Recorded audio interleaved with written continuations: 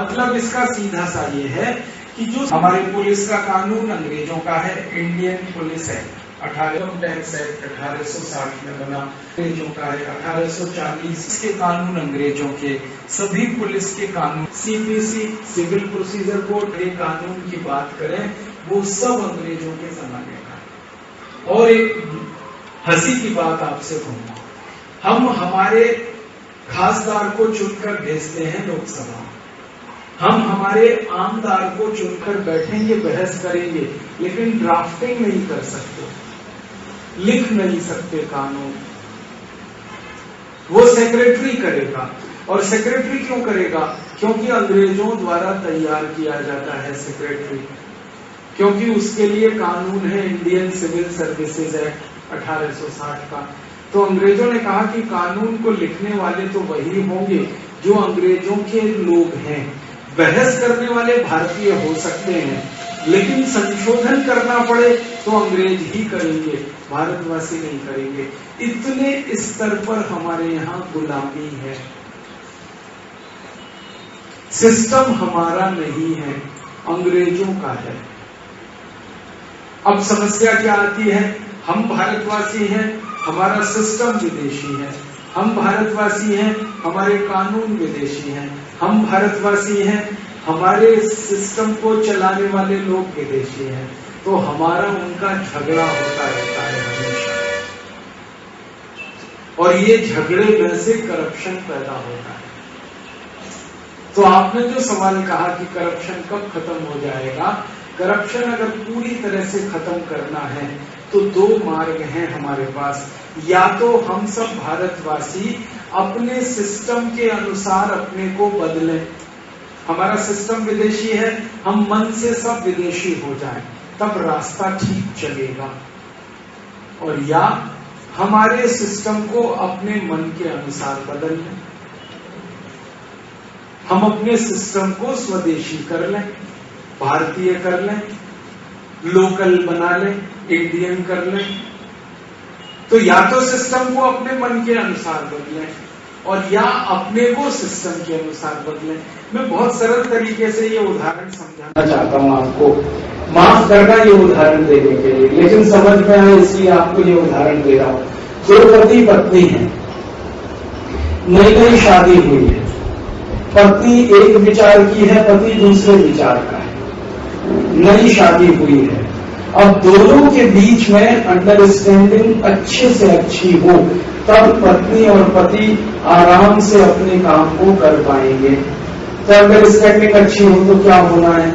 या तो पत्नी पति के अनुकूल हो, या पति पत्नी के अनुकूल हो, या दोनों एक दूसरे के अनुकूल हो, है ना? अगर पत्नी एक दिशा में, पति दूसरी दिशा में, तो गृहस्थी ज्यादा दिन नहीं चलेगी, थोड़े दिन में तलाक हो जाएगी। कितने भी सुंदर रहे दोनों, तलाक होने ही वाला है। कितने भी खूबसूरत रहे दोनों, तलाक होने ही वाला है। क्योंकि सुंदरता और खूबसूरती थोड़े दिन के बाद खत्म हो जाती है, मायने नहीं रखती। जब कोई चीज आपको हासिल हो जाती है तब उसकी सुंदरता मायने नहीं रखती। जब तक कोई चीज आपके हासिल में नहीं है तब तक आपके लिए वो महत्वपूर्ण होती है। तो पति पत्नी ने दोनों ने एक दूसरे को पा लिया, अब उनके लिए सब कुछ इमैटेरियल हो गया। जब तक नहीं पाएंगे तब तक सुंदरता खूबसूरती महत्व रखती है, जब पा लिया तो उसके बाद वो बेकार हो जाती है। दूसरी चीजें फिर महत्व में आ जाती हैं और वो होता है विचार। अगर पत्नी पति का विचार एक दूसरे के कॉम्प्लीमेंट्री है, पूरक है, बहुत अच्छे से गाड़ी चलेगी। और अगर एक दूसरे के अपोजिट है, कभी भी गाड़ी नहीं चलेगी गृहस्थी की। तो हर समझदार पति पत्नी को क्या करना पड़ता है? या तो पति को पत्नी के अनुकूल विचार बदलना पड़ता है, या पत्नी को पति के अनुकूल विचार बदलना पड़ता है, या दोनों को 50-50, आधा तुम बदलो आधा मैं बदलो। यही होता है ना, देश के लिए भी यही करना है।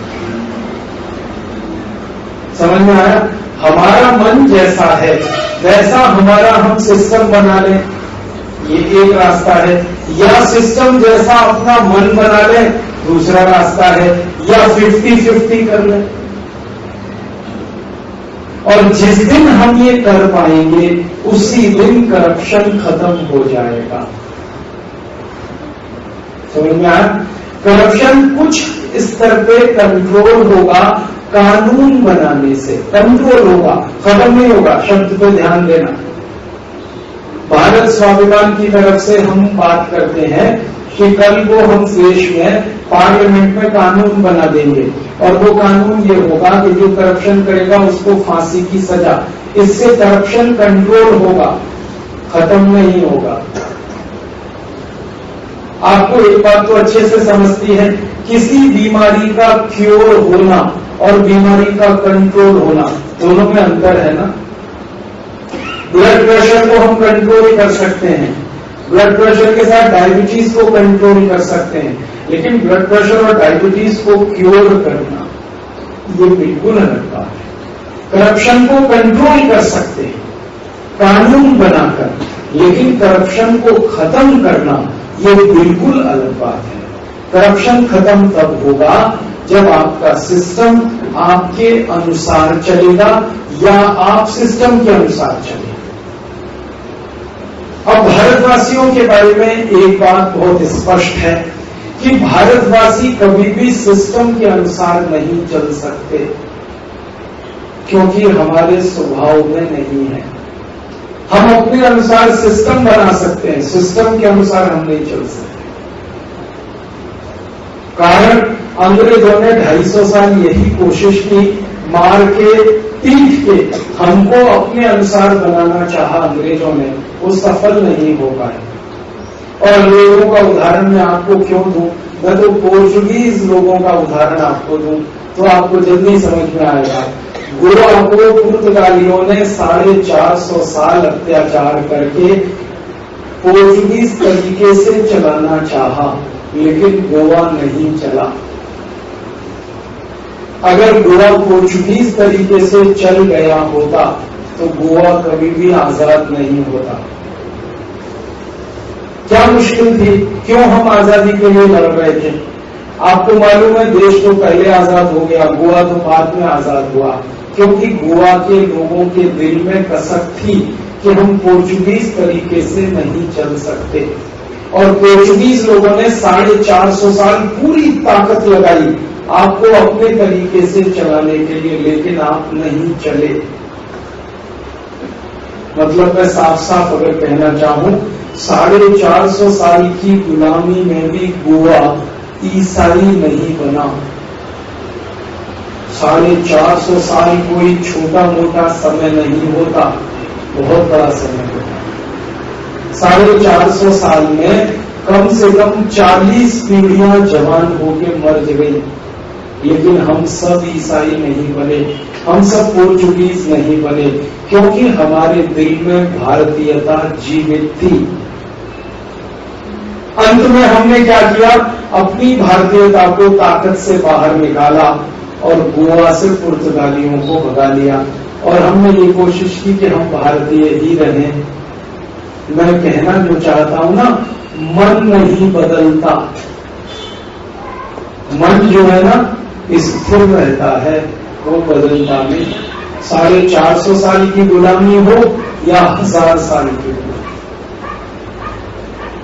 हमारे उत्तर भारत में तो 1000 वर्ष की गुलामी रही, लेकिन वो भी नहीं बदले, मन नहीं बदलता। मतलब जो बात है ना, सिस्टम बदल सकता है, मन नहीं बदलता। किसी भी समाज के लोगों का मन नहीं बदलता। उनको 1000 साल गुलाम बना लो, 2000 साल गुलाम बना लो, मन में बात रहती है, वो उभर के आ ही जाती है। तो बात अभी समझ लेनी चाहिए। हमारा मन तो बदलेगा नहीं, वो तो भारतीय रहने वाला है। हाँ, सिस्टम को हम जरूर बदल सकते हैं, उसको भारतीय बना सकते हैं। तो अपने मन के अनुकूल अगर हमने सिस्टम बना लिया तो हम हार्मनी में आ जाएंगे, करप्शन अपने आप चला जाएगा। और एक उदाहरण से समझाता हूं। आपका जैसा मन है वैसा आपने घर सजा रखा है। आपके मन में आता है ड्राइंग रूम में ऐसी सजावट होनी चाहिए, बाथरूम ऐसा होना चाहिए, किचन ऐसा होना चाहिए, बेडरूम ऐसा होना चाहिए। तो मन के अनुकूल जब आप अपने घर को सजा लेते हैं तो घर में रहने में हार्मनी आ जाती है, आनंद आ जाता है, प्रसन्नता हो जाती है। लेकिन अगर घर हमारे मन के अनुकूल ना हो तो हर समय मन में खटकता रहता है, कष्ट होता रहता है, तकलीफ होती रहती है। और हर समय हम कोशिश क्या करते हैं, अपने घर को अपने मन के अनुसार सेट करते हैं। तो भारत हमारा एक घर है, जैसे छोटा घर है वैसे भारत एक बड़ा घर है। इस भले बड़े घर भारत को अपने मन के अनुकूल हम सेट करना चाहते हैं, इसी का नाम है भारत स्वाभिमान।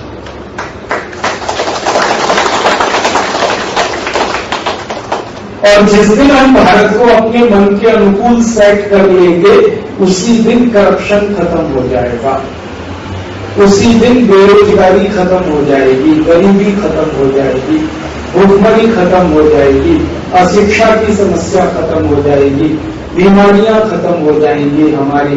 हम बड़े आराम और सुकून से भारत को ही स्वर्ग बना लेंगे। मन के अनुसार होना चाहिए, ठीक है। मन जो है ना वो गाइडिंग फोर्स है। ये मन जो है ना माइंड नहीं है, माइंड कुछ और चीज है, मन कुछ और चीज है। माइंड से इसको कोरिलेट मत करना, क्योंकि ये जो मॉडर्न मेडिकल साइंस है इसने मन का ट्रांसलेशन माइंड कर दिया है। ये सबसे खतरनाक काम किया है मॉडर्न मेडिकल साइंस। मन कुछ और चीज है, माइंड कुछ और चीज है। ये मॉडर्निज्म ने बहुत खतरनाक काम किए हैं दुनिया में। धर्म का ट्रांसलेशन रिलीजन कर दिया, रिलीजन और चीज है, धर्म बिल्कुल कोई और चीज है। घर का ट्रांसलेशन होल्ड कर दिया है, होल्ड कोई और चीज है, घर कोई और चीज है। कभी भी किसी भाषा के शब्द का दूसरी भाषा में ट्रांसलेशन नहीं होता। हमने मैंगो का ट्रांसलेशन हापुस कर दिया है। हापुस कुछ और चीज है, मैंगो तो बिल्कुल कुछ और चीज है। मैंगो हापुस नहीं हो सकता, मैंगो पावड़ी नहीं हो सकता, मैंगो देवगढ़ नहीं हो सकता, मैंगो कुछ भी नहीं हो सकता। जब हम देवगढ़ की बात करते हैं, पायरी की बात करते हैं, हापुस की बात करते हैं, अल्फेंसो की बात करते हैं ना, तो उसके साथ पूरी ज्योग्राफी जुड़ी हुई होती है, पूरी हिस्ट्री जुड़ी हुई होती है। मैंगो में ना ज्योग्राफी है ना हिस्ट्री है, वो सिर्फ एक प्रॉपर नाउन है और कुछ नहीं। तो इसलिए ट्रांसलेशन नहीं होते हैं कभी भी। हम गलत काम करते हैं, अंग्रेजी शब्दों के हिंदी में ट्रांसलेशन करते रहते हैं, हिंदी के अंग्रेजी में करते रहते हैं, बिल्कुल अलग है। सभी भाषाओं के शब्द अलग अलग ओरिजिन से निकलते हैं, उनकी अपनी हिस्ट्री होती है सभी शब्दों की। तो मन जो है ना माइंड नहीं है। अगर ये मन माइंड होगा तो ये झगड़ा ही नहीं करना पड़ता हमको भारत स्वाभिमान। परम पूज्य स्वामी रामदेव जी को ये करने की जरूरत ही नहीं पड़ती अगर मन माइंड होता। ये मन माइंड नहीं है, ये कुछ और है। और ये क्या है, इसी की खोज का नाम है अध्यात्म। ये जो बार बार हम अध्यात्म की बात करते रहते हैं, अध्यात्म स्पिरिचुअलिज्म से कुछ अलग चीज है। अध्यात्म अलग है, स्पिरिचुअलिज्म अलग है। हम अध्यात्म में घुसते हैं मन को जानने के लिए। है क्या हमारा मन, वो जान लें तो अध्यात्म की आखिरी अवस्था में चले जाएंगे। और मन को पहचान लें तो राजनीतिक आर्थिक व्यवस्था अपनी बना लेंगे। तो भारत के मन के अनुसार भारत की व्यवस्थाओं को बनाना, इसी का काम है भारत स्वाभिमान। अब हम बना पाएंगे तो करप्शन खत्म हो जाएगा, नहीं तो करप्शन को कंट्रोल तो कर ही लेंगे। खत्म तब होगा जब व्यवस्था हमारे जैसी हो जाए। इसको और आपको समझाता हूं।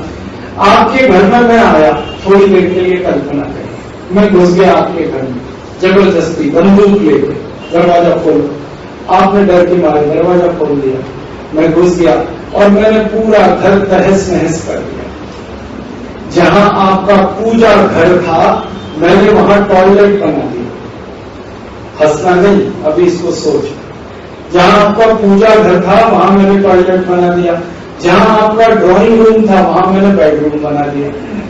जहां आपके घर में किचन था वहां पर मैंने बाथरूम बना दिया। और जहां आपके घर में लिविंग रूम था उसको मैंने कबाड़ खाना बना दिया, कचरा घर बना दिया। पूरे घर को मैंने केओस में डाल दिया, उलट पलट कर दिया। अब उस घर में आप कितने दिन रहेंगे? नहीं रह पाएंगे। रात दिन आप क्या सोचेंगे?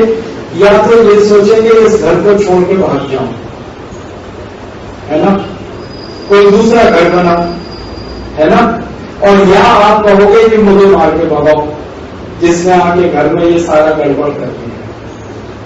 तो ये रास्ते हैं ना, या तो आप घर छोड़ के भाग जाओ, मैं पूरा घर पे कब्जा करके बैठ जाऊं, जो मेरे मन में आए करूं, या आप मुझे मार के घर से निकालो। अगर आप घर छोड़कर भागोगे सब आपको कायर और कमजोर कहेंगे कि अपने घर की रक्षा नहीं कर सकता, समाज की क्या करेगा। तो हो सकता है कायरता के डर से, कमजोरी के डर से आप घर से ना भागो, फिर आप रात दिन ये कोशिश करोगे कि किसी तरह मुझे घर से बाहर निकाले। और कोई दिन आपने मुझे घर से बाहर निकाल दिया तो सबसे पहला काम आप क्या करोगे? मार के मुझे आपने घर से निकाल दिया, थोड़ी देर के लिए सोचो, फिर सबसे पहला काम क्या करोगे? अपने घर को ऑर्डर में फिर से सेट करोगे। यही तो करोगे। जहां बाथरूम था वहां बाथरूम बनाओगे, जहां किचन था वहां किचन लेके जाओगे, जहां पूजा का घर था वहां पूजा घर बनाओगे, जहां लिविंग रूम था वहां लिविंग रूम बनाओगे, जहां पे बेडरूम था वहां बेडरूम। यही सब करोगे ना। रीऑर्डर, रीसेटिंग आपके घर की। और जब तक वो पूरी नहीं होगी आप चैन से नहीं बैठोगे, है ना। यही हमें देश में करना है। अंग्रेज घुस गए जबरदस्ती, उन्होंने हमारे घर को सारा तहस नहस कर दिया, क्योंकि उनकी अकल नहीं थी, उनको समझ नहीं थी। हमारे घर में हमने बेडरूम बनाया या बाथरूम बनाया तो अपनी अकल और अपनी समझ से बनाया। अंग्रेजों की अकल और समझ हमारे जैसी नहीं थी, उन्होंने आके सब कुछ गड़बड़ कर दिया, केओस खड़ा कर दिया। अब वो भाग गए तो आप एक ही काम करोगे कि फिर से रीऑर्डर, रीसेटिंग अपने घर की करोगे। और जब तक वो पूरी नहीं होती तब तक चैन से नहीं बैठोगे, क्योंकि मन नहीं मांगेगा। ये मन है जो आपको तकलीफ देगा, करो करो करो करो। यही कहानी है भारत स्वाभिमान की। अंग्रेज आए, उन्होंने हमारे पूरे घर को तहस नहस कर दिया, फिर वो चले गए 15 अगस्त 1947 को। तो हमारा घर हमें रीसेट करना है, रीऑर्डर बनाना है अपने घर में, और उसी लड़ाई का नाम है भारत स्वाभिमान। और अगर हम ये कर पाएंगे तो अंग्रेज जो परेशानियां खड़ी कर गए हमारे लिए वो सॉल्व हो जाएंगी। और अगर हम रीऑर्डर नहीं बना पाए अपने घर का, रीसेटिंग नहीं कर पाए, जिंदगी भर दुख और तकलीफ उठाते ही रहना पड़ेगा। समझ में आया? भारत स्वाभिमान क्या है? अपने घर को अपने मन के हिसाब से सेट करना, इसका नाम है भारत स्वाभिमान। और घर में सब चीजें होती हैं, वैसे ही देश में सब चीजें होती हैं। ठीक है। अब हमारे घर को थोड़ा समझें। अपने घर में बाथरूम होता है, टॉयलेट होता है ना, होता है कि नहीं? लेकिन सारे दिन तो वहां नहीं बैठते ना। मैं आपसे सवाल कर रहा हूं, हमारे घर में टॉयलेट है, कितनी देर के लिए? 5 मिनट के लिए, 7 मिनट के लिए हम टॉयलेट में जाते, लेकिन जाते जरूर है। ऐसा नहीं है कि टॉयलेट को अवॉइड कर सके, वो बहुत महत्वपूर्ण हिस्सा है घर का, लेकिन पूरा घर वो नहीं है टॉयलेट। है ना? ऐसे ही पॉलिटिक्स होती है। पॉलिटिक्स जो है ना, समाज का टॉयलेट रूम है, समझे ना? इसमें जाना तो पड़ता है, लेकिन पूरा दिन नहीं बैठते उसमें। बैठते हैं क्या? 5 मिनट के लिए जाते हैं, 7 मिनट के लिए जाते हैं, 10 मिनट के लिए जाते हैं, फिर बाहर निकल आते हैं। ज्यादा देर तो हम कहीं और बैठते हैं, अपने घर में, किचन में बैठते हैं, बेडरूम में बैठते हैं, ड्राइंग रूम में बैठते हैं, या तो हमारे भगवान जी के पूजा घर में बैठते हैं। ज्यादा समय तो घर का कहीं और कटता है ना। टॉयलेट में 5-7 मिनट से ज्यादा कोई नहीं बैठता। तो ये जो पॉलिटिक्स है वो टॉयलेट रूम है हमारे घर का। जाना तो पड़ेगा, साफ भी रखना पड़ेगा। उसमें बदबू आई तो पूरे घर में फैलेगी, होगी कि नहीं? तो टॉयलेट रूम में घुसना तो है, सफाई भी करनी है, साफ सुथरा रखना, लेकिन दिन भर नहीं बैठना वहां पे, दिन भर तो कहीं और बैठना है। तो भारत की राजनीति में प्रवेश तो करना है, क्योंकि टॉयलेट रूम जैसी है, साफ सफाई करनी है, लेकिन पूरे समय वहां थोड़ी बैठना है। जिंदगी थोड़ी काटनी है वहां बैठ के, जिंदगी तो कहीं और काटनी है। समझ में आया? भारत स्वाभिमान यही करेगा।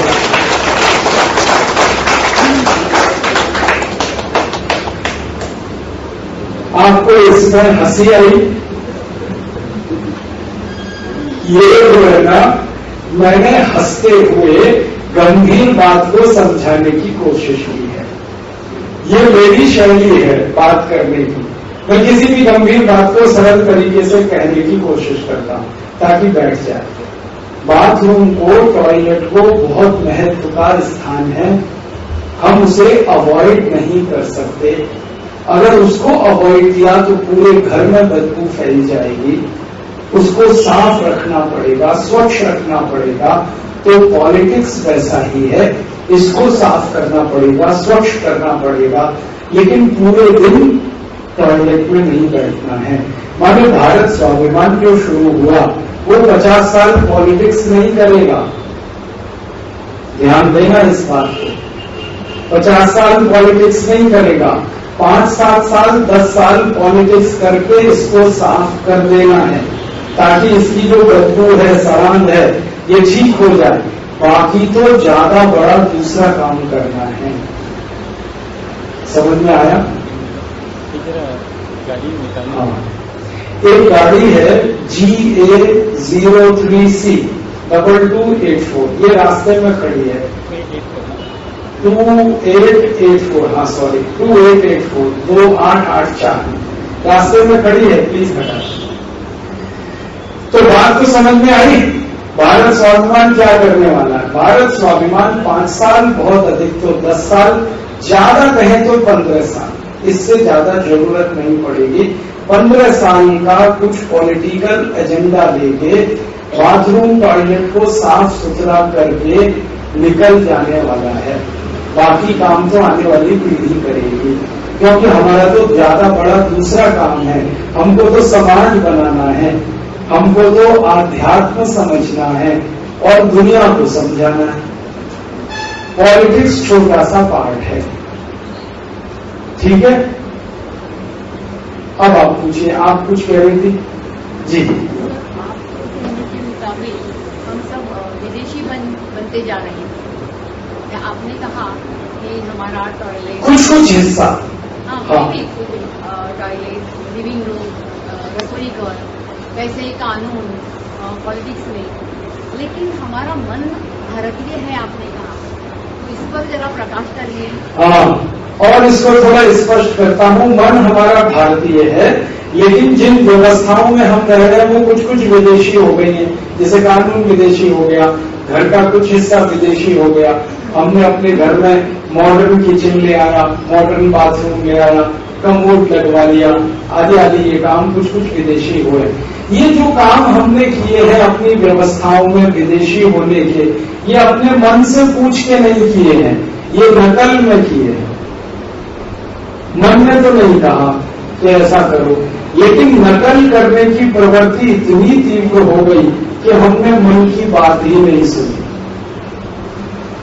हमने हमारे घरों में कमोड सीट लगवाई, बहुत घरों में है। इसमें हंसना नहीं, मैं आपको सरल तरीके से समझाने के लिए उदाहरण दे रहा हूं। हमने कमोड सीट लगवाई, कभी अपने मन से पूछा ये अपने अनुकूल है या नहीं? नहीं है, लेकिन ये हमने लगवाई। क्यों लगवाई? अंग्रेजों ने लगवाई, अमरीकियों ने लगवाई, तो हमने भी लगवाई। अब अंग्रेज और अमरीकियों की कुछ प्रॉब्लम है, उसमें से एक प्रॉब्लम है कि उनका जो जॉइंट्स होते हैं ना, उनमें सिनोवियल फ्लूइड बहुत कम होता है। एक मिनट, पूरी बात हो जाए फिर आप जरूर पूछिए। हमने हमारे घर में कमोड सीट लगवाई, सिर्फ इसलिए लगवाई कि हमारे कुछ अंग्रेजों ने, यूरोपियन लोगों ने लगवाई, वरना भारत में तो कमोड सीट का कॉन्सेप्ट ही नहीं है, ये तो यूरोप और अमेरिकन कॉन्सेप्ट है। हमने उनको देखकर नकल करके लगवा लिया, सोचा नहीं कि ये हमारे काम है, आने वाली है या नहीं आने वाली है। क्यों? अंग्रेजों की एक प्रॉब्लम है कि वो बैठ नहीं सकते उस तरीके से जैसे आप बैठते हैं। क्यों नहीं बैठ सकते? जॉइंट्स में जो फ्लूइड होता है वो बहुत कम है यूरोप और अमेरिका के लोगों में। क्यों कम है? क्योंकि ठंड बहुत पड़ती है, 6 महीने 8 महीने बर्फ पड़ती है। जब ज्यादा बर्फ के इलाके में रहते हैं ना, सब कुछ जाम हो जाता है, जैसा बर्फ है ना वैसे ही शरीर हो जाता है, तो वो ज्यादा मूव नहीं कर सकते। आप जैसे सुखासन लगा के बैठते हैं ना, कोई अंग्रेज नहीं बैठ सकता। परम पूजनीय स्वामी जी खुद कहते हैं कि जब मैं अमेरिका यूरोप में प्राणायाम सिखाता हूं तो 7 दिन तो उनको सुखासन में बैठने लगाने के लिए सिखाना पड़ता है कि ऐसे करके बैठो। उनको आता नहीं, कभी ऐसे फैला लेते, कभी वैसे फैला लेते। आने की बात नहीं है, होता नहीं है, प्रॉब्लम यहां है। तो उन्होंने अपनी प्रॉब्लम सॉल्व करने के लिए कमोड सीट बना ली, क्योंकि वो 90 डिग्री से ज्यादा बेंड नहीं कर सकते। हमें ऐसी प्रॉब्लम नहीं है बेंडिंग की, लेकिन हमने कमोड सीट इसलिए लगवा ली कि हमें उनकी नकल करना अच्छा लगता है, उनके जैसा होना अच्छा लगता है। ये अच्छा लगने वाला ये प्रॉब्लम करता है। हमें अपना अच्छा नहीं लगता बैठना, उनका बैठना अच्छा लगता है। फिर बाद में हमने बहाना देना शुरू कर दिया कि अर्थराइटिस हो गया है ना, बैठ नहीं सकते, इसलिए कमोड सीट बना लिया। तो बहाने तो हर चीज के होते हैं, हमने लेना शुरू कर दिया। लेकिन प्रॉब्लम तो मन की है, अंग्रेजों जैसा होना अच्छा लगता है हमको, तो हम थोड़े से विदेशी हो गए और दूसरी चीजों में विदेशी हो गए। हमने शरीर को वैसे ही करना शुरू किया जैसे अंग्रेज करते हैं, वो साबुन लगाते हैं, हमने लगाना शुरू कर दिया। शायद हमें उसकी जरूरत नहीं थी, अपने पास तो बहुत अच्छी चीज थी साबुन से, उतना जिसको कहते हैं, हमने वो छोड़ दिया, साबुन पे आ गए। फिर हमने मेकअप करना शुरू कर दिया अंग्रेजों की तरह से, क्योंकि उनके यहाँ मेकअप बहुत जरूरी है। हवा बहुत ठंडी चलती है, चुभती है तीर की तरह से, तो कुछ फाउंडेशन लगाना पड़ता है चेहरे पर। होठ फट जाते हैं तो कुछ लगाना पड़ता है होठों पर। हमने उनकी नकल देखी, ये भी शुरू कर दी। फिर हमने उनकी नकल कर करके बहुत कुछ शुरू कर दिया। पाव रोटी, डबल रोटी खाना शुरू कर दिया जो हमको डाइजेस्ट नहीं होती है। हमने उनकी नकल करके बहुत कुछ कर लिया अपने घरों में। मतलब मैं जो कहना चाहता हूं मूल में कि हमने काफी कुछ उनको देख के करना शुरू कर दिया, बिना ये सोचे समझे कि ये हमारे काम का भी है या नहीं है। अब हमारी समस्या क्या हो गई है? हमने जैसा अपने को बदल लिया वैसा रात दिन होने की हम कोशिश करते हैं, लेकिन हो नहीं पाते। तो आधे भारतीय और आधे विदेशी होकर जीवन बिताते हैं। 50-50 है हमारा, खिचड़ी हो गया, ना तो भारतीय रह गए ना तो अंग्रेज बन पाए। अंग्रेज बन नहीं पाएंगे क्योंकि हमारी फितरत नहीं है, और स्वदेशी होने में शर्म आती है। साबुन कैसे छोड़ेंगे, कमोड कैसे छोड़ सकते हैं, एसी कैसे छोड़ सकते हैं, ये कैसे छोड़ सकते हैं, वो कैसे छोड़ सकते हैं, क्योंकि आदत लग गई, उसकी सुविधा की आदत लग जाती है शरीर को। तो संघर्ष हमारे जीवन में अब ये है। तो स्वामी जी को हम तर्क करते रहते हैं, स्वामी जी इतना स्वदेशी तो नहीं हो सकते। तो स्वामी जी कहते हैं कि ठीक है, जीरो टेक्नोलॉजी के आइटम में स्वदेशी हो जाओ, इससे ज्यादा नहीं हो सकते। तो उनको कॉम्प्रोमाइज करना पड़ता है, क्योंकि हम हो नहीं सकते, क्योंकि हमने कोई दूसरे तरीके से बना लिया है। ये है हमारी प्रॉब्लम। अब इसमें रास्ता क्या है? एक ही रास्ता है, या तो मन को विदेशी बना लो, या तो अपने तंत्र को स्वदेशी बना लो। हम जैसे हैं, भारत की जलवायु के हिसाब से अपने आप को सेट करें, हमारी जलवायु जैसी है वैसे अपने को जीना शुरू करें, जैसा हमारा पर्यावरण है वैसे हम जीना शुरू करें। जैसे एक उदाहरण मैं दूं, हमारी जलवायु और पर्यावरण इतना अच्छा है जो शायद दुनिया में कहीं नहीं है। उसके अच्छाई के कुछ नमूने बताता हूं। उसमें से एक नमूना है, गोवा में कहीं भी फ्रेश वेजिटेबल कभी भी मिल सकता है। गोवा में कहीं भी कभी भी फ्रेश वेजिटेबल मिल सकता है, क्योंकि हर गांव में वेजिटेबल होता है, शाक भाजी तो आसानी से मिल सकता है। यूरोप और अमेरिका में कोई सोच भी नहीं सकता, उनको फ्रेश वेजिटेबल मिलना बिल्कुल स्वर्ग में जाने के जैसा है,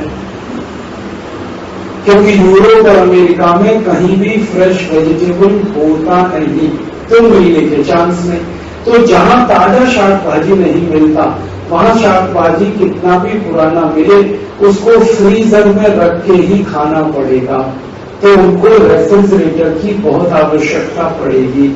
हमारे देश में जहां हर समय ताजी शाक भाजी मिलती हो, हमको रेफ्रिजरेटर की क्या जरूरत? लेकिन हमने तो नकल करनी है, लाना है रेफ्रिजरेटर, भले उसका उपयोग हो या ना हो। अब जब ले आएंगे रेफ्रिजरेटर तो इसकी उपयोगिता सिद्ध करनी पड़ेगी, नहीं तो मूर्ख साबित होंगे। तो एक हफ्ते का बासी शाक भाजी फ्रीजर में रख के फिर खाएंगे, ये तो होने वाला है ना।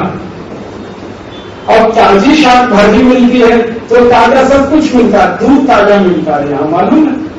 इतना बड़ा सुख सुविधा दुनिया में कहीं नहीं, जो भारत में वो गाय वाला दूध देने वाला गाय लेके आ जाएगा, आपके घर के सामने दूध निकाल के दे जाएगा। अमेरिका में सपने में भी ये संभव नहीं। अमेरिका में दूध लेने जाना हो तो पहले तो 40-50 मील गाड़ी चला के जाओ, और उसके बाद दूध का केन लेके आओ जो 15 दिन पुराना 20 दिन पुराना पता ही नहीं, और यहां वो ताजा दूध निकाल के दे दिया। अब जब ताजा दूध हमारे घर के सामने मिल रहा है, रेफ्रिजरेटर की जरूरत नहीं है, फिर भी हमने लाया। और दूध से भी ज्यादा बड़ी बात दही, हम सबको दही बनाना आता है, ताजा दही बनाना सारे भारतवासी जानते हैं, अमेरिका में किसी को नहीं आता। वो दही के नाम पर योगर्ट खाते हैं, वो एक पाउडर आता है, उसको पानी में घोल के दही बना के पी लेते हैं, वो दही नहीं होता, क्योंकि किसी को दही बनाना आता ही नहीं, क्योंकि टेक्नोलॉजी हमने दिया ही नहीं अभी तक उनको। ये टेक्नोलॉजी ट्रांसफर हमने नहीं किया अभी तक दुनिया में। हमारे हर घर में जो सामान्य बात है दही ताजा बनाना और खाना, वो यूरोप और अमेरिका में सपने की बात है। जब दही ताजा बन रहा है, खा रहे हैं, फिर फ्रीजर की जरूरत क्या? फिर भी हमने लाया। हमारे पास साफ पानी मिलता है पीने का, फिर भी हमने बोतल वाला पानी पीना शुरू कर दिया। हमारे घर में सब कुछ पर्यावरण वातावरण के हिसाब से संभव है, हम वो नहीं करते, नकल करने में लग गए, क्योंकि अकल हमारी कहीं गड़बड़ हो गई। नकल वही करते हैं जिनकी अकल खराब हो जाए, वरना नकल नहीं की जाती। वो लोग उनके तरीके से जिए, हम हमारे तरीके से जिए, लेकिन हमने उनके तरीके से जीने की कोशिश की है, समस्या वहां पे खड़ी हुई है, और उन समस्याओं का समाधान हम ढूंढने की कोशिश कर रहे हैं। उनके तरीके से नहीं मिलेगा समाधान, आपको अपने तरीके से मिलेगा। अब उनको फ्रीजर की जरूरत पड़ेगी, एसी की जरूरत पड़ेगी, इन सब चीजों की जरूरत पड़ेगी, क्योंकि उनके यहाँ टेम्परेचर वेरिएशन बहुत ज्यादा है, इसलिए एसी चाहिए। -40 और +15 इतना बड़ा रेंज है, +20, +25 हमको जरूरत नहीं है। हमारे यहाँ तो +27 और 35 ये रेंज है गोवा में टेम्परेचर का। तो जब टेम्परेचर में इतना वेरिएशन नहीं है तो हमें ऊपर नीचे फ्रीजर की, एसी की उतनी जरूरत नहीं है, लेकिन नकल करनी है हमको, तो आदत पड़ गई है नकल करने की, इसलिए सब कुछ वैसे वैसे हम करते जाते हैं और उसमें फिर प्रॉब्लम खड़ी होती है। और वो प्रॉब्लम फिर एयर पोल्यूशन की होती है या CFC की होती है या ओजोन लेयर के डिप्लीशन की होती है या हमारे पर्यावरण के गर्म होने की होती है। फिर हम अपना सिर पटकते हैं, फिर उसका समाधान भी उनके हिसाब से करने की कोशिश करते हैं, तो गड़बड़ यहां हो रही है। अब इस गड़बड़ का एकमात्र समाधान है हम जहां रहते हैं उसके अनुकूल जिंदगी को जीने की कोशिश करने लगे, प्रॉब्लम सॉल्व हो जाए।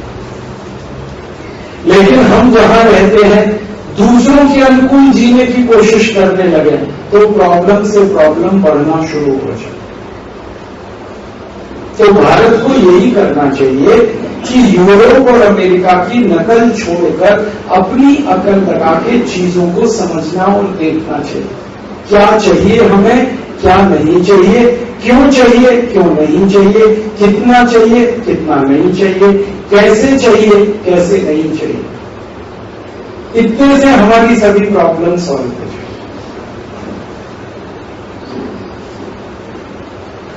एक और उदाहरण देखो, यूरोप और अमेरिका में सॉइल जो है ना बहुत हार्ड है, कठोर है। जब कठोर सॉइल होती है ना तो उसमें खेती करना मुश्किल होता है। पत्थर जैसी मिट्टी हो तो खेती करना बहुत मुश्किल होता है। तो उन्होंने क्या किया, खेती करने के लिए सॉइल को ब्रेक करना जरूरी है, तोड़ना जरूरी है। तो सॉइल को तोड़ने के लिए उन्होंने ट्रैक्टर बना लिया, है ना, और वो ट्रैक्टर उन्होंने सॉइल तोड़ने के लिए यूज करना शुरू किया। उन्हें पता चला कि 10 हॉर्स पावर के ट्रैक्टर से सॉइल टूटती नहीं, उन्होंने 20 हॉर्स पावर का ट्रैक्टर बना लिया। फिर देखा 20 हॉर्स पावर के ट्रैक्टर से भी सॉइल नहीं टूटती, उन्होंने 100 हॉर्स पावर का ट्रैक्टर बना लिया। फिर लगा कि 100 हॉर्स पावर भी कम पड़ता है, 150 हॉर्स पावर का बना लिया और वो बढ़ाते ही जा रहे हैं, क्योंकि उनकी प्रॉब्लम है सॉइल बहुत हार्ड है, बहुत कठोर है, पत्थर के जैसी है, उसको तोड़ने के लिए ट्रैक्टर चाहिए। ठीक है, ये उनकी प्रॉब्लम है, वो सॉल्व कर रहे हैं।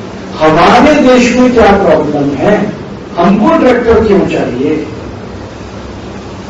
तो आप कहेंगे भारत की सॉइल बहुत हार्ड है, बिल्कुल हार्ड नहीं है। सबसे सॉफ्ट सॉइल है हमारी, सबसे मुलायम, सबसे नरम है।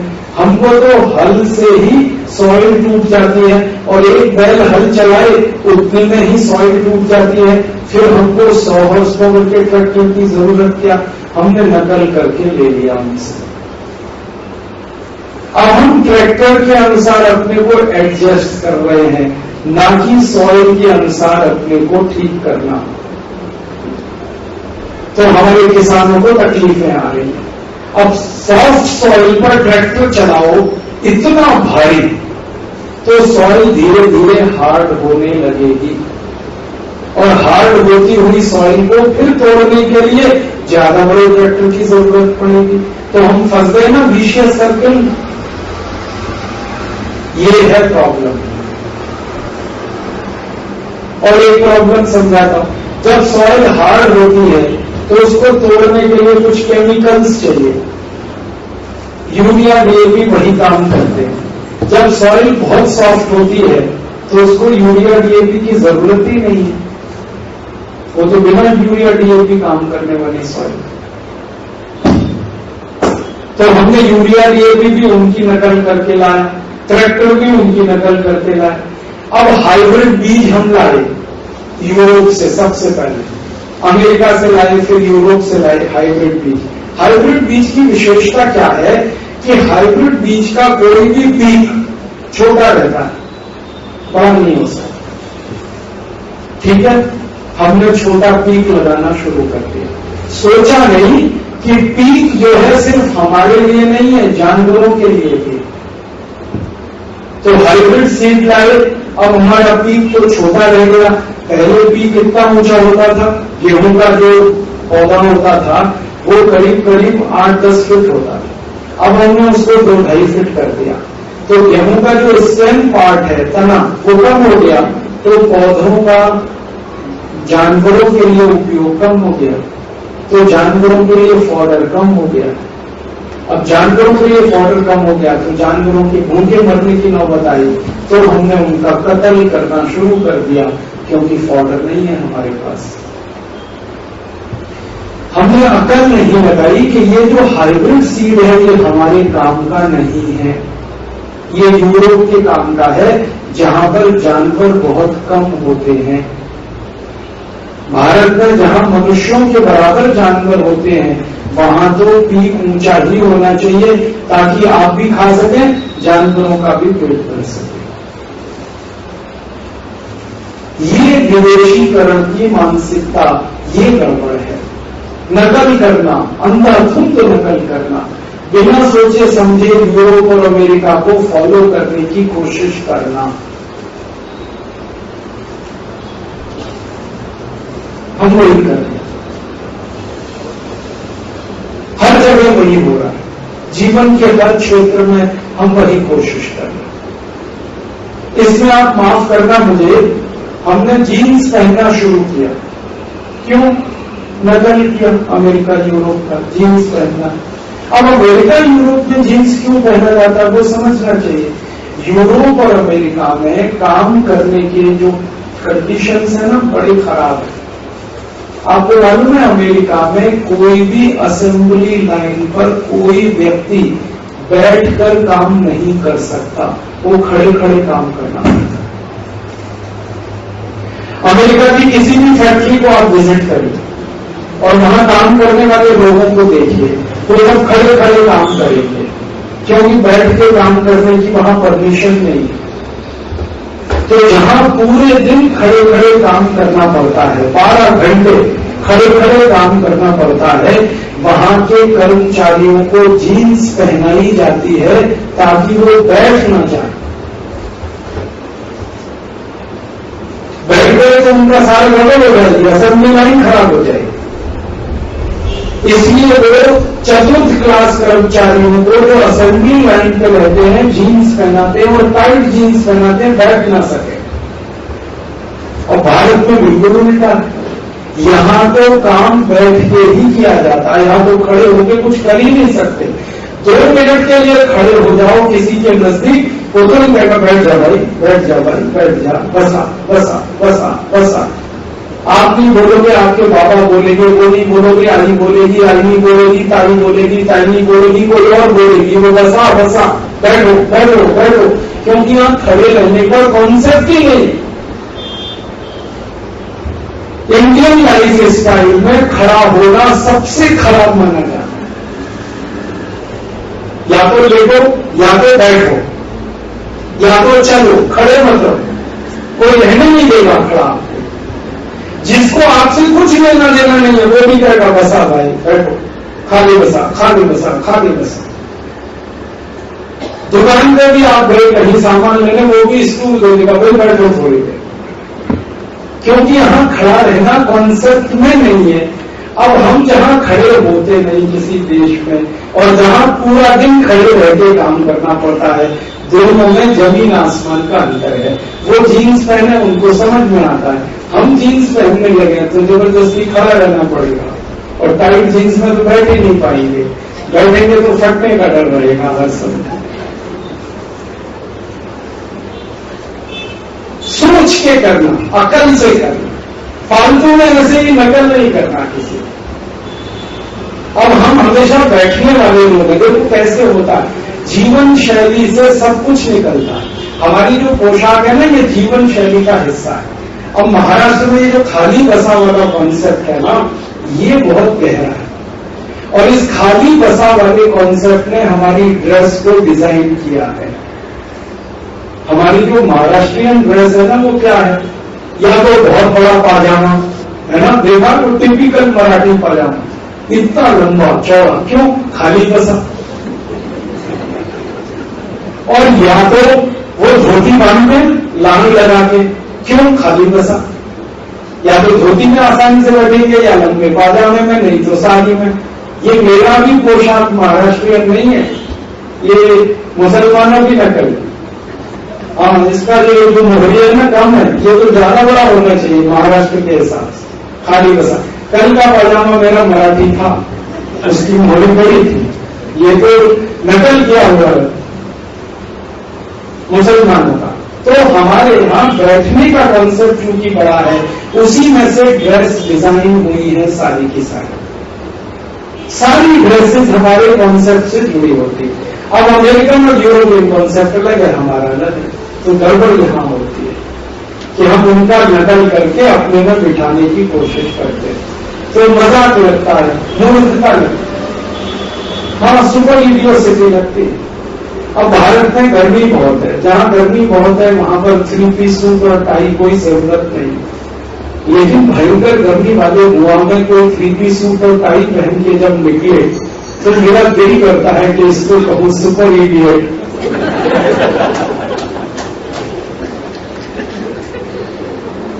अरे अमेरिका यूरोप में 3 पीस सूट और टाई चाहिए क्योंकि ठंडी हवा है, इसलिए गला बंद रहना चाहिए, तो टाई लगाई है। और अंदर छाती तक ठंडी हवा ना पहुंचे, इसलिए 3 पीस सूट पहना है। अब यहां तो गर्मी इतनी है, भयंकर गर्मी में 3 पीस सूट और टाई कोई लगाए और काला ब्लैक कोट और ब्लैक टाई, सुपर इडियट। और मैंने देखा है गोवा में बहुत आदमी में आया कि शादी करने के लिए दूल्हे राजा घोड़े के चढ़ के 3 पीस सूट पहन के बैठते, पसीना पसीना पसीना पसीना हो रहा है, लेकिन कोट नहीं उतारेगा, टाई नहीं उतारेगा, और उसको समझाओ तो कहेगा आज मेरी शादी है। तो बोले आज ही सुपर इडियट बनना है। और उससे धीरे से अगर ये बात करो ना तो बहुत पिंच होती है। मैं कई बार दूल्हे राजा को कान में कहता हूं कि भैया तुम अगर 3 पीस सूट और टाई पहन रहे हो, तुम्हारी पत्नी को स्कर्ट पहना, तभी तो बात बनेगी ना। पति पत्नी गृहस्थी के गाड़ी के 2 पहिए हैं, एक पहिया ट्रैक्टर का, दूसरा साइकिल का, कैसे चलेगी गाड़ी? तो पत्नी को स्कर्ट पहनाओ, तुम 3 पीस सूट और टाई पहन के तब मजा आएगा। नहीं, पत्नी को तो साड़ी ही पहनानी है, मैं 3 पीस सूट और टाई पहनूंगा, क्या नहीं। ये गड़बड़ है, ये गड़बड़ हमारी हो रही है कि हम मन में कहीं भारतीय है, नहीं तो शादी करने का कॉन्सेप्ट ही नहीं होता अगर भारतीय नहीं होते। लिविंग रिलेशनशिप में रहते जैसे यूरोप और अमेरिका में होता, हम तो शादी करके ही रहते हैं ना, तो मन में तो भारतीयता है, लेकिन शरीर पे कहीं कहीं विदेशी हो गए। कोट पहन लिया, टाई लगा लिया, सूट पहन लिया, ऐसे कर लिया वैसे कर लिया, तो गड़बड़ ये है। तो बार बार एक ही प्रश्न का उत्तर है, या तो मन के अनुकूल सब चीजें बनाओ, या सब चीजों के अनुकूल अपने मन को बनाओ, तब बात जो है ना हार्मोनी में चलेगी। और अच्छा ये होता है कि मन के अनुकूल सिस्टम को बनाना, क्योंकि मन बदलता नहीं। ये बात 20 साल के एक्सपीरियंस में से मुझे समझ में आई, मन नहीं बदलता। अमेरिका जाने के बाद भी नहीं बदलता। हमारे बहुत सारे दोस्त हैं जो अमेरिका में सेटल हैं, पता जब उनकी बेटी बड़ी होती है, 18 साल की हो गई, तो वो मुझे कहते हैं ओ राजी भाई शादी करनी है। क्यों? तुम तो अमेरिका में सेट हो गए, तो अमेरिका में जैसे शादी होती है कर लेगी तुम्हारी बेटी, तुम क्यों परेशान हो रहे हो? नहीं यार शादी करनी, कोई लड़का ढूंढो। हाँ, और फिर कहते मराठी ढूंढो। हाँ, और फिर कहते कोंकणस्थ ढूंढो। ये भी बोलो कोंकण वाला चाहिए। क्यों चाहिए? तुमको तो ग्रीन कार्ड मिल गया अमेरिका में, किसी के भी साथ शादी कर दो। नहीं, बेटी की शादी तो कोंकण में ही करनी है, क्योंकि मन नहीं बदला। अमेरिका में रहना मजबूरी है, लेकिन मन अभी भी भारतीय है, वो कोंकण के लिए ही परेशान है। छोड़ नहीं देते अपने बच्चों को ऐसे कि जैसे है करिए, नहीं, बेटा है तो भी, बेटी है तो भी। और ज्यादातर मेरे दोस्त जो अमेरिका में ना, वो ये बार बार एक बात कहते हैं, जैसे ही बच्चे 16-17 साल के होंगे हम छोड़ के वापस आ जाएंगे। क्यों आ जाएंगे जी? इसलिए कि शादी उनकी नहीं करते हैं। क्यों करती है? अमेरिकन स्टाइल की शादी करवा दो, रहने दो उनको अमेरिकन स्टाइल से। मन नहीं मानता, क्योंकि मन बदलता नहीं। बार बार मैं एक बात भी बताना चाहता हूं, मन बदलता नहीं। इसके ऊपर धूल पड़ सकती है, गर्द पड़ सकती है, कुछ जमाव हो सकता है, बदलता नहीं। जब धूल हटा देंगे, कचरा हटा देंगे, फिर फ्रेश होके निकल आएगा। तो सिस्टम को मन के अनुसार बनाना यही ज्यादा अच्छा काम है। वनस्पति सिस्टम के अनुसार मन को बनाना वो होने वाला नहीं।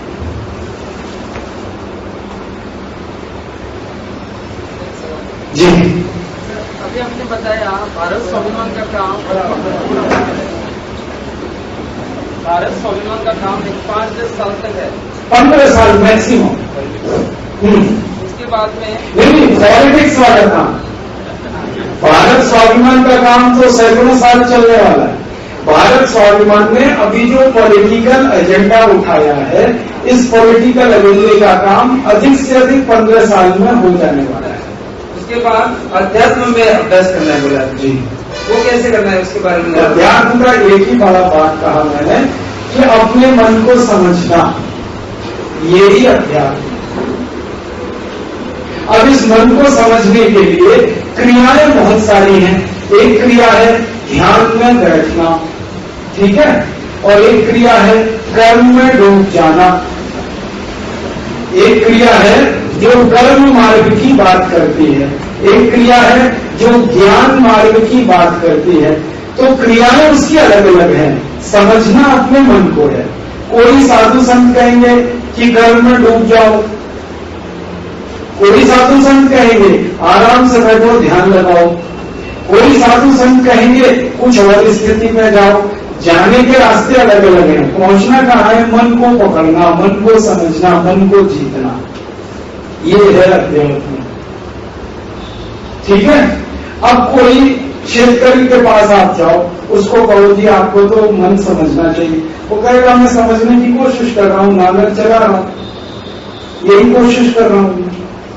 कोई कुम्हार के पास जाओ, वो घड़ा बना रहा है, उसको कहोगे तो वो कहेगा मैं यही कोशिश कर रहा हूं। वो कर्म के रास्ते से करने की कोशिश कर रहा है, कोई ज्ञान के रास्ते से करने की कोशिश कर रहा है।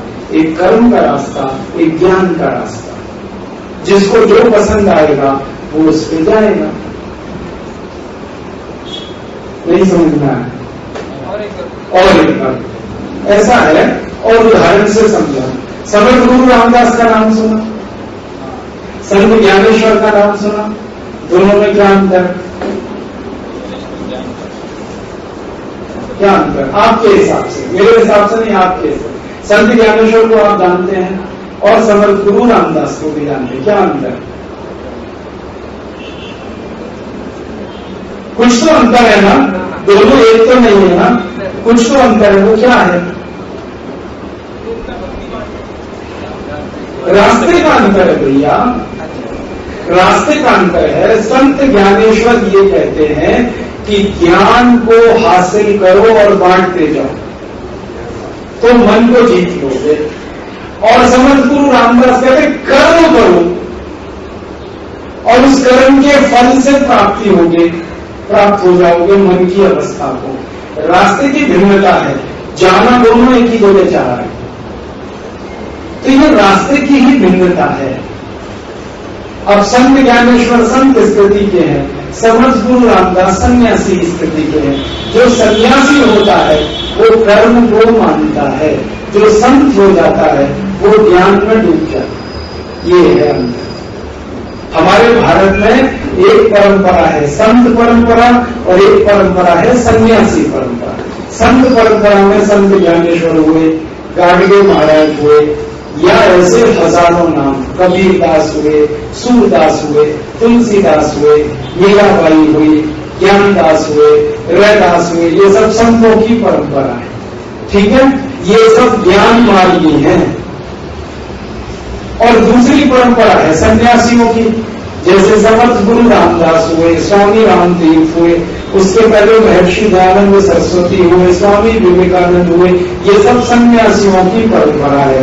ये कर्म वाले लोग हैं, तो कर्म करो, कर्म करो, कर्म करो, खाली मत बैठो, खाली मत बैठो।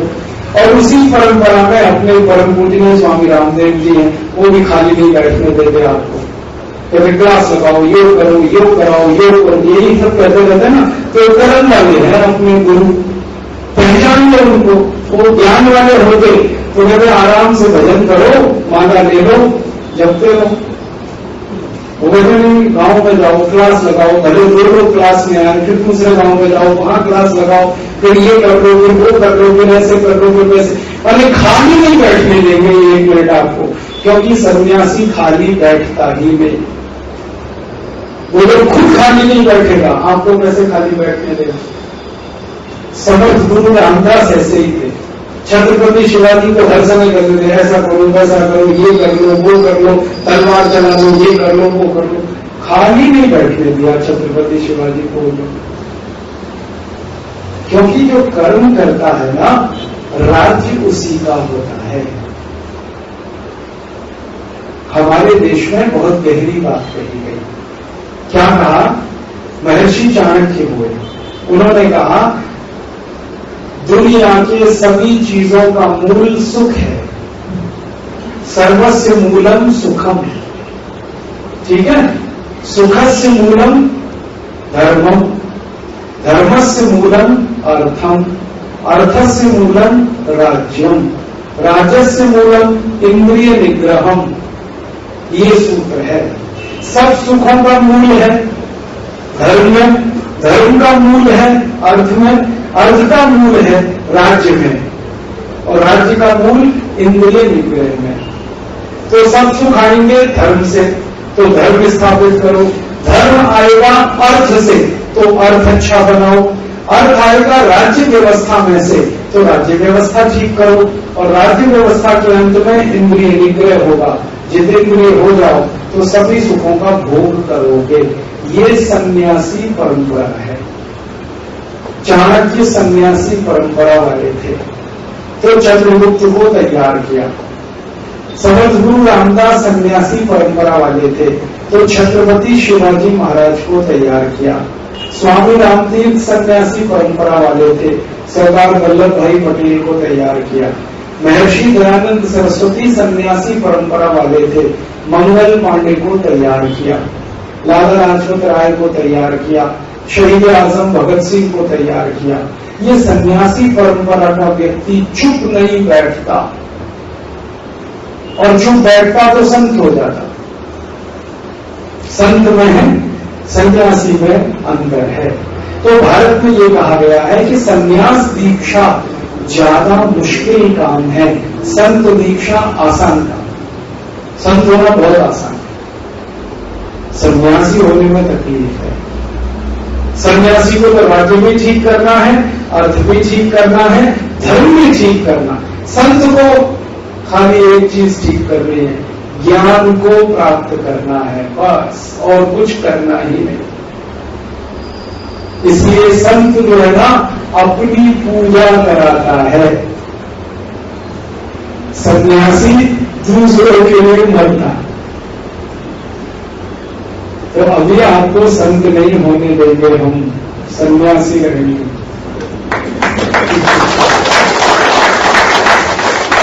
आप अगर चाहेंगे भी तो जाने नहीं देंगे आपको संत के रास्ते, पकड़ में रखेंगे। जब तक धर्म ठीक नहीं होता, अर्थ ठीक नहीं होता, राज्य ठीक नहीं होता, तब तक जाने नहीं देंगे। और ये तीनों ठीक हो गए तो फिर करने के लिए कुछ नहीं है, तो हम सब संत हो जाएंगे।